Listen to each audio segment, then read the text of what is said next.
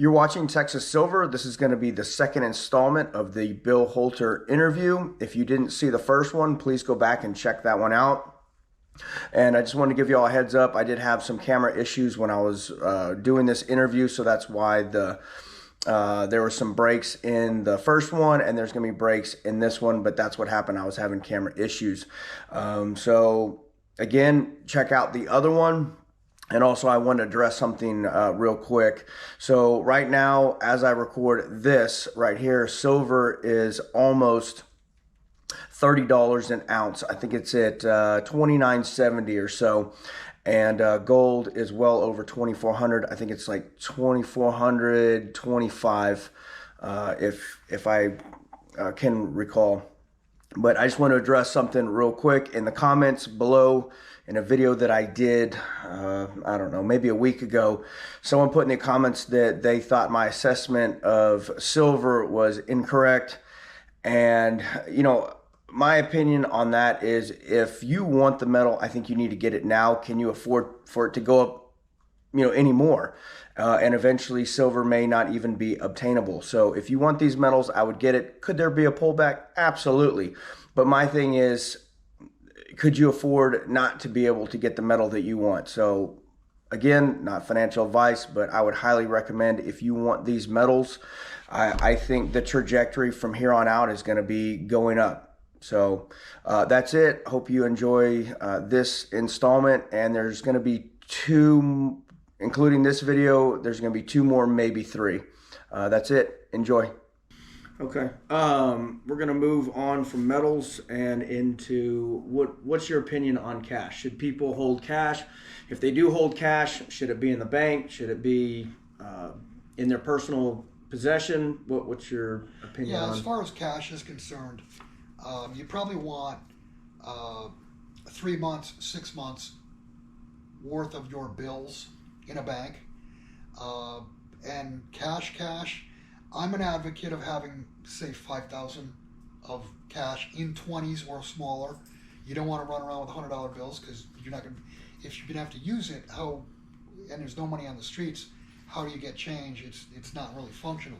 Yeah, so I'm an advocate of having 5,000 of cash on hand, but understand that you're going to want to spend that as fast as you can on anything and everything you can get your hands on within the first week or 2 weeks of a closure of banks or a credit event. Right. Because after a couple of weeks, people are going to understand, hey, wait a minute, I'm not giving you something real for a piece of paper that's got ink on it. Right, so it's not like the system goes down and we're immediately transacting in gold and silver. There's going to be a... Right, no, I mean, obviously everything's a process, but the light switch of credit being shut off, I think that's a 72-hour window. I think there's a problem on day one. Let's say you wake up on a Monday morning and there's problems. I think by Thursday you won't see markets open across the world. I think it's a 72-hour event. The world spins 3 times. Markets try to open. They open for a little while. They fail. They open again. They fail. And it spreads like dominoes from country to country. But once we get into that, then I think you're going to want to spend your cash, and it'll happen pretty quick that people will understand the value of gold and silver. Okay. It'll be rediscovered, I guess would be my term for it. What, less than 1% of the population in the U.S. understands it right now? So, yeah.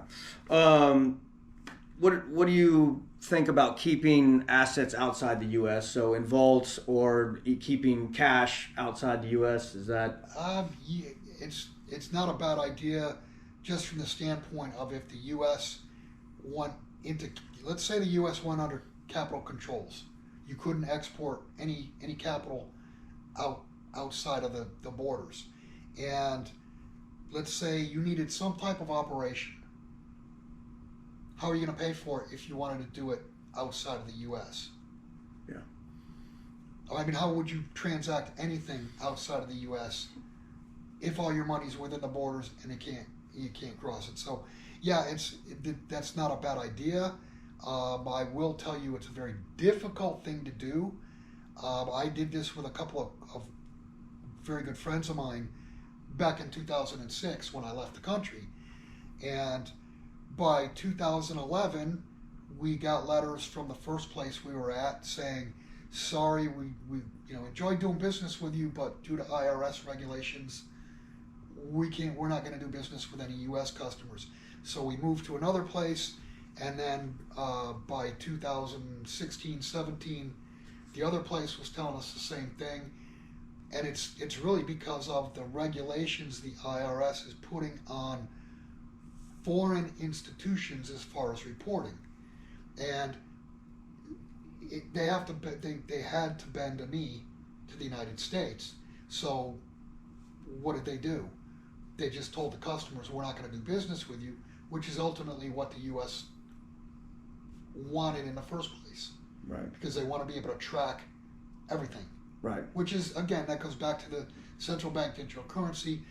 They want to know if you buy a stick of gum or, right. What flavor you like. Right. Okay, so since we're talking about digital assets, cryptocurrencies, Bitcoin, is that digital gold? I already know how you feel about this stuff, but yeah, no, it's digital air in my opinion. The problem with, well, first off, let's go back like 5, 6, 7, 8 years. One of the big pros that people were trying to pass around, oh, you got to do cryptocurrencies because nobody could track it. It's totally anonymous. And we found out that's complete bullshit. And here we are, 2024, and what's one of the biggest fears, like an EMP? right. Another big fear. Twitter, for example, going to be shut down in Brazil. What if the internet shuts down? What if the power grid goes down? That's not even saying what actually is a Bitcoin, what actually is, an Ether. What are they? Right. That you can't, I guess, call me old school, call me, your grandparents. I think if you can't touch it, if you can't actually see it, it doesn't exist. And in a system down scenario, good luck surviving on your Bitcoin or whatever cryptocurrency, because I don't know of any farmer anywhere that, even if the system was up, would accept a Bitcoin for a cow or a herd of cows or whatever. In my opinion, when all is said and done, we're going to find out that cryptocurrencies are glorified tulips. Yeah, but tulips are better because they're pretty. I mean, you could look at them, you could actually pass them back and forth. Right. But I think that's where once the credit markets collapse and seize up, then, under the words of Warren Buffett, we're going to find out who's been swimming naked. Not only who, but what assets or what investments were actually naked. Right. I kind of feel that, I mean, obviously, if you got in at the right time, I think there was money to be made. Me personally, if I was in it, which I'm not, once I made profit, I would have pulled. There were vast fortunes to be made. Yeah, absolutely. I mean, people started off with 10,000, they got 10 million. Well, we talk. Oh yeah, the Bitcoin thing. Seats. We'll just. Seats. Lots. Okay. All right, you good? Yeah. Okay. All right, so we're having a little bit of issues with the camera. I was recording with a GoPro. I'm just switching over to the iPhone. So sorry about the video's been cutting in and out. We were having the camera issues. So anyways, we were talking about Bitcoin. Do you remember where we were at on all that? I mean, my basic comment is, I think it will be shown for what it is when the system goes down, and I think it is nothing. Right. I'm either going to be really right or really wrong. Right. I mean, I have friends that have made money in it, Tons of money. I felt I got in. I found out about it too late in the game, and I just wanted to be in something that was real. So I never, a lot of people say, oh, it's just because you don't understand it. No, I understand it. I just think at this point it's not tried and tested. It has what, a 10-year history? Well, it's never been through a recession. Right. It's never been through a market collapse. Right. And I feel we're in a depression. Well, where we're headed is going to be Greatest. the greatest depression, but it'll be the 1930s exponentially. Right, on steroids. Yeah. And I mean, yeah, we're... And let me, while we're on that subject, the biggest difference between where we are today versus where we were in the 1930s was money was real. Right. Back in the 1930s, everywhere, all across the world. And if you were in a currency, the Reichmark, for example, in the early 1920s, you had other alternatives. You had other currencies that were backed by gold, or you could buy gold, or you could buy silver. Can you imagine what the price of gold would be, or is going to be, when these fiat currencies blow up and that capital remember, fear is a greater emotion than greed. Right. So when these currencies are collapsing left and right, you're going to have massive demand for metal. Right. And the metal is going to go into hiding, and it will not be sold for any amount of right. fiat That's currency. Yeah, that's what I was going to say. I think there's going to be a point where you're not going to want any fiat currency for metal. And yeah, it's going to go into hiding. Work. So I'm sorry? It won't work. Right. Yeah. So pretty much what you're saying is, if you want metal, you need to do it now. We're running out of. You need to. The best time to do anything is when you're not under pressure to do it. Right. You don't get insurance for your house after it burns down, because it's. Well, you don't get homeowners insurance when Katrina's 5 hours out in the Gulf ready to hit. Right. You're not going to get it. Because they won't give it to you, and once it's understood that fiats are collapsing and credit is collapsing all over the world, gold and silver are going to go into hiding and won't come out for any amount of fiat currency. Right. Because a cup of coffee could cost you $100 million. Right. And I mean, that sounds crazy, but just look at the history of fiat currencies that have blown up. Look at the Reichmark, look at Zimbabwe, look at Venezuela, Argentina, Brazil. When a currency collapses, it ultimately goes to zero, right, which means a stick of gum is infinity in those currency terms. Right. Yeah, and I think a lot of people don't realize that, and they get, what is that saying? They get, what is it, caught around the axles or whatever that's saying, but they're like, oh, what is silver going to go to? It may eventually go to infinity, where, right. Along with coffee beans, right, or cotton or oil or gas, whatever. Right. So the Fed's been talking about they're going to raise rates, they're going to cut rates, they're going to leave them. What do you think? I know you've told me that they're eventually going to have to raise rates. So do you think they're going to do these in the short term? Do you think they're going to lower these rates they've been talking about, or?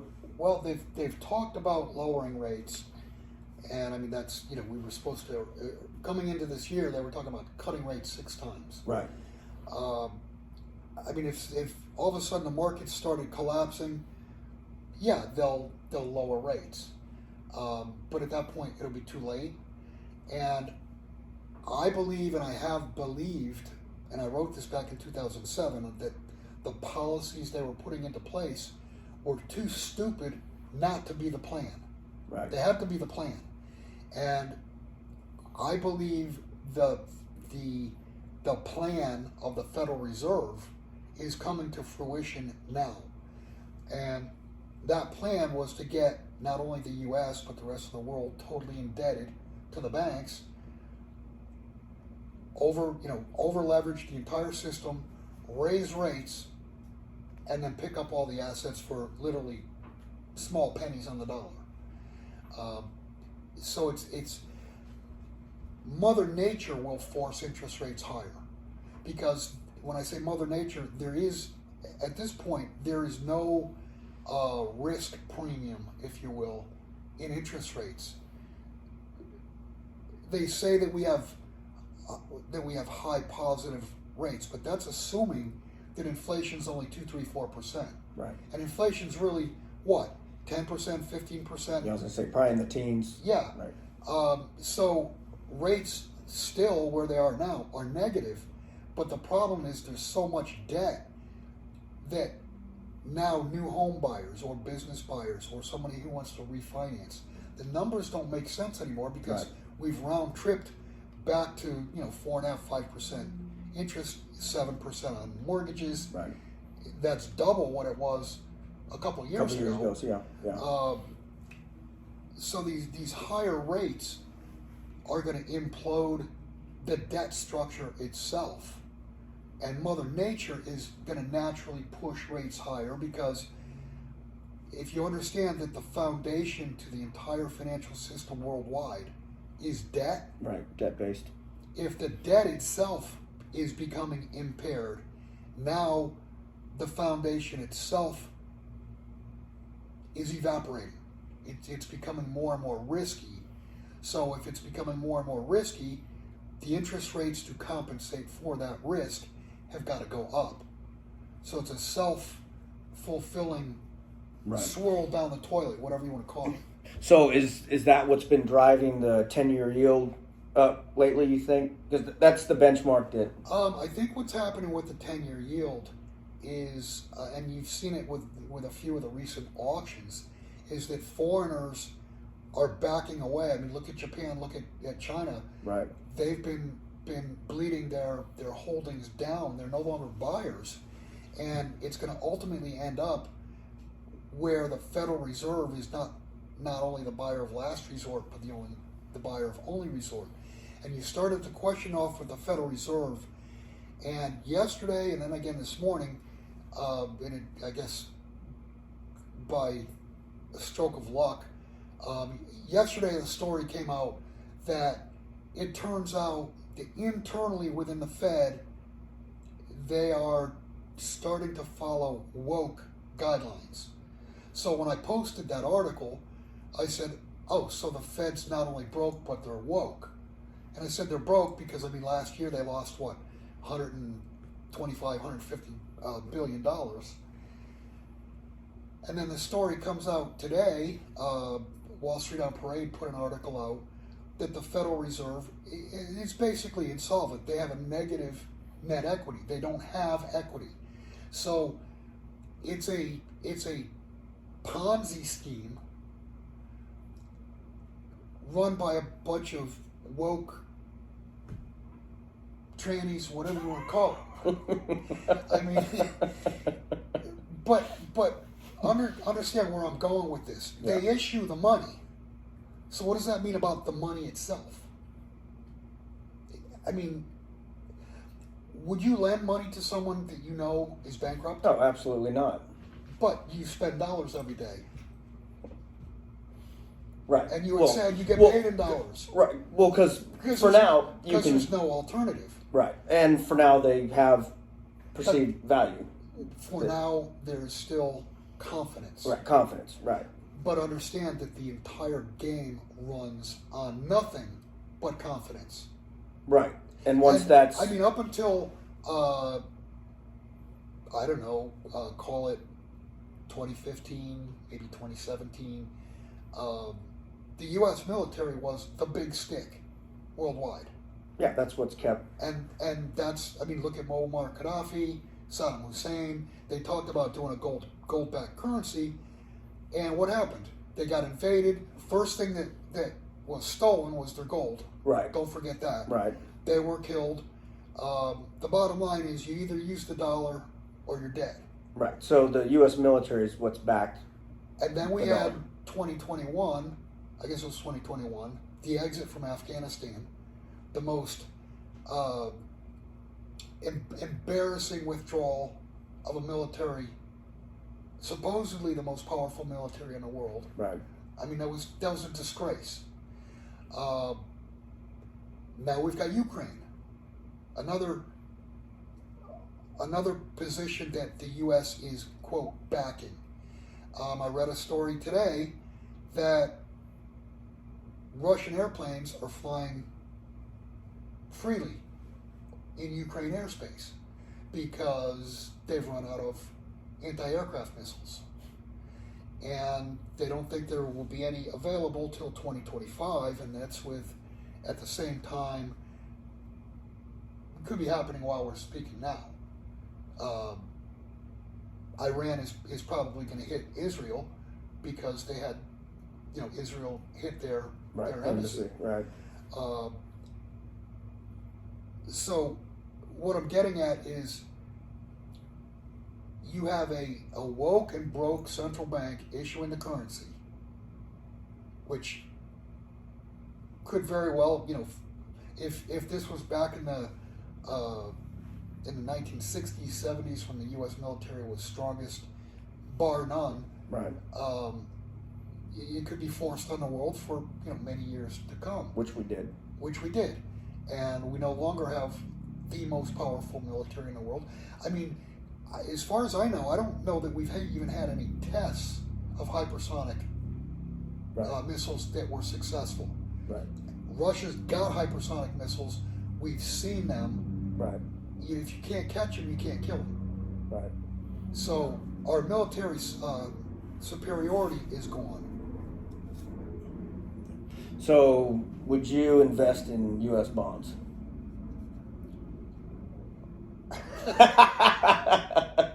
That's a no, right? Well, why? Yeah. I mean, because I hear that people are like, oh, invest in bonds, they're stable. They're guaranteed certificates of confiscation of your capital. Right. Yeah. I mean, I wouldn't. If you invest in even in corporate bonds, you're getting a fixed interest rate. Right. And there's no way that any current interest rates are going to keep up with inflation. Right. So you're just losing your purchasing power slower. Right. If you're in bonds. Yeah. You're the frog that jumped into the pot that's on the stove. Right. So I hear this all the time. Different channels, people ask, when is this crash going to happen? I think we're in the middle of it, and I'm sure your opinion. We get asked all the time, when? Right. When? They want to know what day. They want to know the hour of the day. And understand that, who was it? Hemingway said, he was asked how he went broke, and he said, slowly at first, and then all of a sudden. Right. And we're past the slowly at first point. We're right before the all of a sudden point. It's a process, and all I can say is if you're asking when, then you're not paying attention because it's happening on a daily basis. You are watching history. You're watching the collapse of the global financial system in real time. Right. And I mean, you can look at that and say, what a great time to be alive because you're watching history that's never even been thought of. Right. Or, I mean, you could be like me. I wish I was 10 or 15 years older and, ready to kick off because... You wouldn't care. Yeah, what life is going to be, life is going to suck. Right. For... Probably at least a decade or two. Well, yeah, we'll put it this way. Life will never return to what you remember as it was. Right. So what ultimately is going to happen then? So is it going to be a freeze of the credit system that ultimately brings all this down? You're asking what the flashpoint will be. And the flashpoint could be any of 100 things. But the bottom line that will destroy the financial markets and literally freeze up the real economy will be the fact that credit freezes up. Right. So that's what I was asking. So that's what's ultimately going to happen. Right. Credit will freeze. That's what goes into the gears to gum them up. Right. But obviously, it could be 100 different things that are actually the breaking point. What actually causes that? Oh, who knows? I mean, yeah. We could sit around for hours drinking beer Yeah. and come up with way more than 100 potential. Right. Just throw a dart at the dartboard. But I mean, that could be World War, Civil War, EMP. I mean, Who knows? yeah, nuclear attack on a U.S. city. You know, it could be any of those. So It could be the little boy who points and says, "Look, the king has no clothes." I mean, it could be anything. right. It doesn't have to be huge.